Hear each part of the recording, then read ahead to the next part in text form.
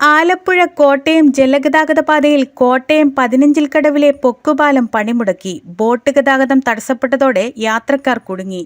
ഇന്ന് രാവിലെയാണ് പാലം വീണ്ടും പണിമുടക്കിയത്. ഇതോടെ ആലപ്പുഴയിൽ നിന്നും കോട്ടയത്തേക്ക് വരികയായിരുന്ന ബോട്ടിന്റെ സർവീസ് തടസ്സപ്പെട്ടു. ഇന്ന് രാവിലെയായിരുന്നു സംഭവം. ആലപ്പുഴയിൽ നിന്നും കോട്ടയത്തേക്ക് വിദേശികളും നാട്ടുകാരും ജീവനക്കാരും അടക്കമുള്ള യാത്രക്കാരുമായി എത്തുകയായിരുന്നു ബോട്ട്. ഈ സമയത്താണ് 15 കടവിലെ പൊക്കുപാലം വൈദ്യുതി തടസ്സത്തെ തുടർന്ന് പൊങ്ങാതെ വന്നത്. ഇതോടെ ബോട്ട് പാലത്തിന്റെ അക്കരയിൽ നിർത്തിയിടേണ്ട സാഹചര്യമുണ്ടായി. വിവിധ സർക്കാർ ഓഫീസുകളിൽ അടക്കം എത്തേണ്ട യാത്രക്കാരാണ് ബോട്ടിലുള്ളത്.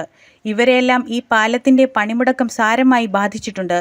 മുൻപും സമാന രീതിയിൽ പാലം പണിമുടക്കിയിട്ടുണ്ട്. ഇത് യാത്രക്കാർക്ക് വലിയ ദുരിതമാണ് സമ്മാനിക്കുന്നത്.